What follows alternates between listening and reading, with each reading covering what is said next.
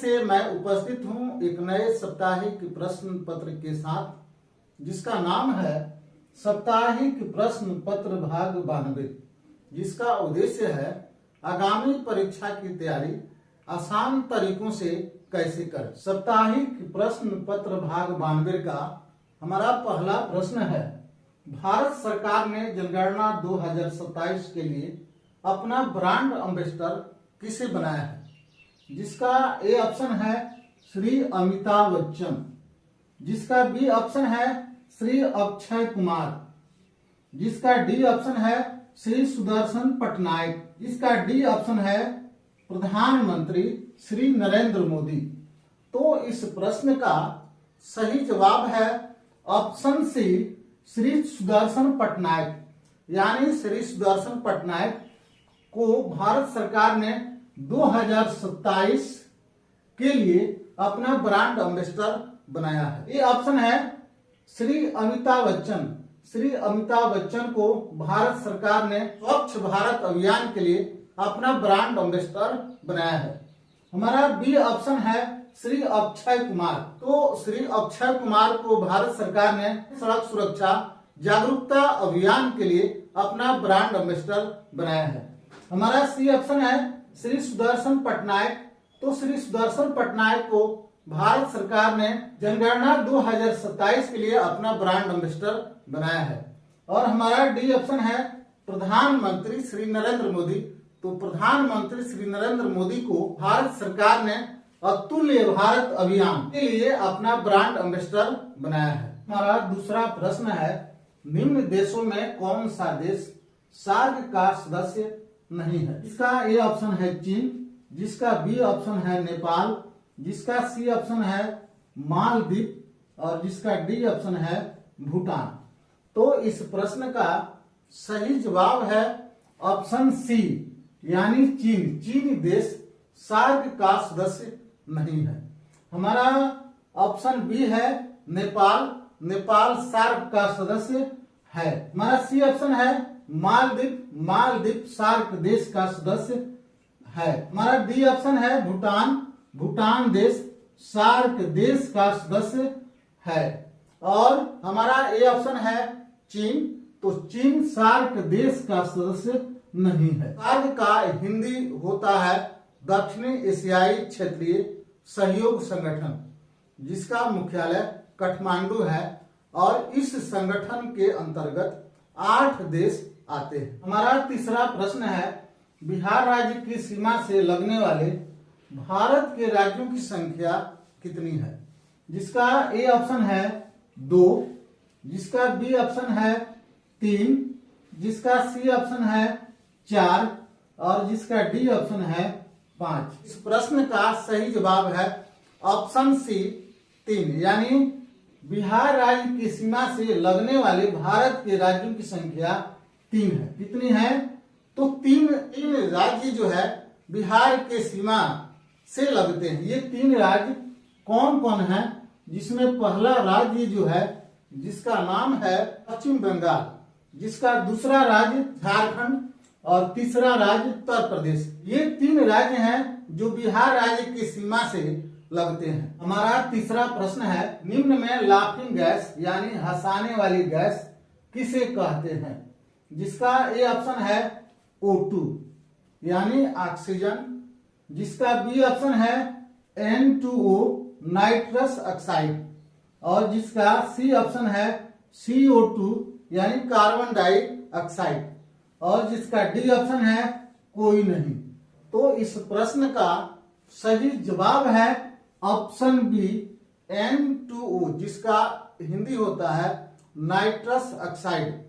और nitrous oxide ऐसी gas है, इस गैस की प्रवृत्ति है जो मानव को हंसाने की काम करती है और इसीलिए इसे लाफिंग गैस के नाम से जानते हैं। हमारा ए ऑप्शन है O2, जिसे जीवन रक्षक गैस के नाम से जानते हैं। हमारा बी ऑप्शन है N2O, जिसको नाइट्रस ऑक्साइड के नाम से जानते हैं और यह गैस हमें हंसाने की काम करती है। तो हमारा सी ऑप्शन है CO2 यानी कार्बन डाइऑक्साइड कार्बन डाइऑक्साइड लेने के बाद हमारी दम घुटने लगती है या सांसें थमने लगती है या रुकने लगती है, हम मृत्यु के करीब पहुंचने लगते हैं। और हमारा डी ऑप्शन है कोई नहीं, तो यह ऑप्शन जो है हमारा गलत है। हमारा पांचवा प्रश्न है, सरफरोशी की तमन्ना अब हमारे दिल में है, देखना है जोर कितना बाजुए का दिल में है। कथन किनका है? जिसका पहला ऑप्शन है लाल बहादुर शास्त्री, जिसका बी ऑप्शन है भगत सिंह, जिसका सी ऑप्शन है राम प्रसाद बिस्मिल और जिसका डी ऑप्शन है जवाहरलाल नेहरू। तो इस प्रश्न का सही जवाब है ऑप्शन सी राम प्रसाद बिस्मिल। राम प्रसाद बिस्मिल का यह कथन था, सरफरोशी की तमन्ना अब हमारे दिल में है, देखना है जोर कितना बाजुए का दिल में है। हमारा ये ऑप्शन है लाल बहादुर शास्त्री और लाल बहादुर शास्त्री का कथन था, जय जवान जय किसान, जय जवान जय किसान। हमारा बी ऑप्शन है भगत सिंह।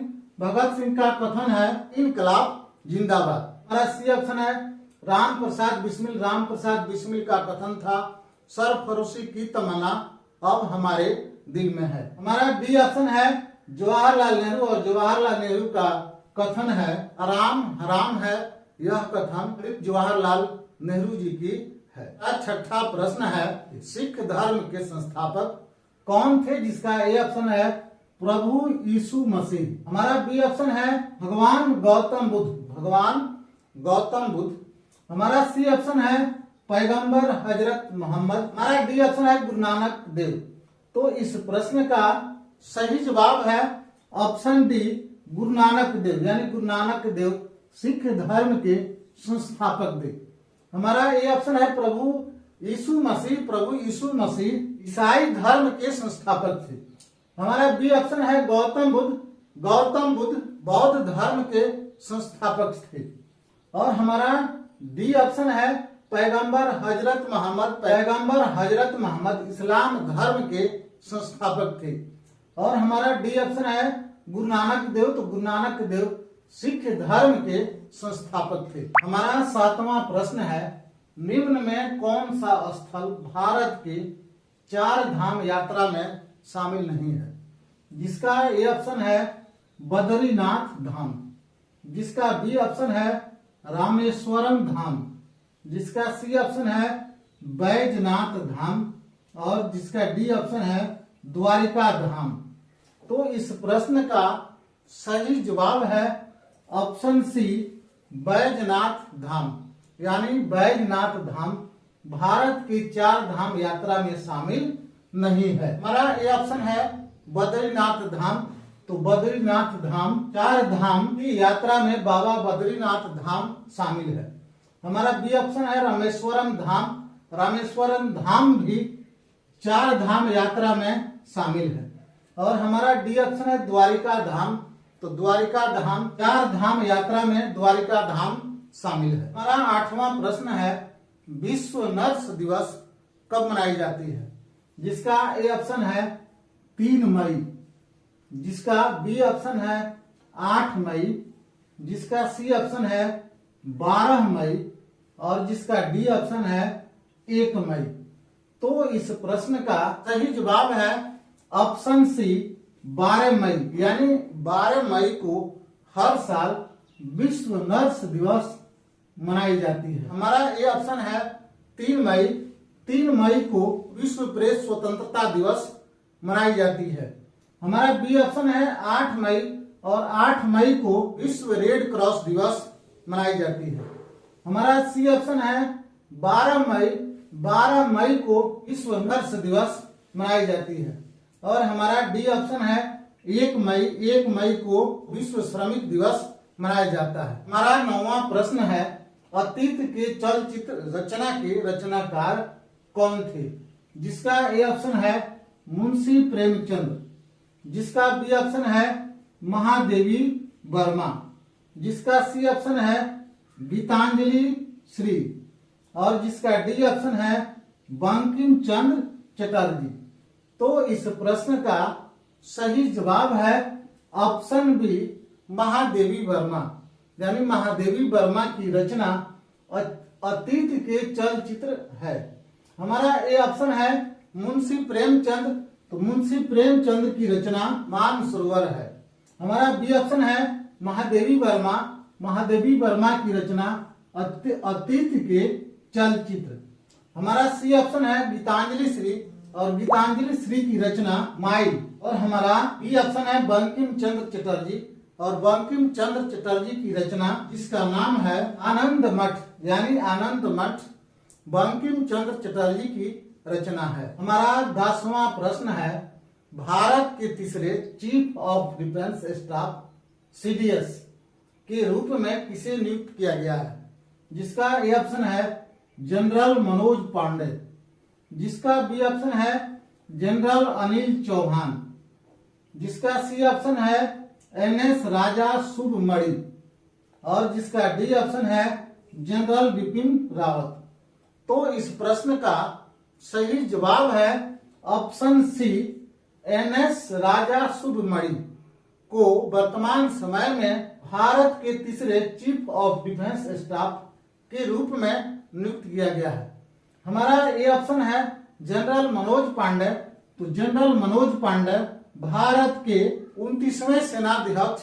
हमारा बी ऑप्शन है जनरल अनिल चौहान, जनरल अनिल चौहान भारत के दूसरे चीफ ऑफ डिफेंस स्टाफ। हमारा सी ऑप्शन है एनएस राजा शुभमणि, एनएस राजा शुभमणि भारत के तीसरे चीफ ऑफ डिफेंस स्टाफ है। और हमारा डी ऑप्शन है जनरल बिपिन रावत, जनरल बिपिन रावत भारत के पहले चीफ ऑफ डिफेंस स्टाफ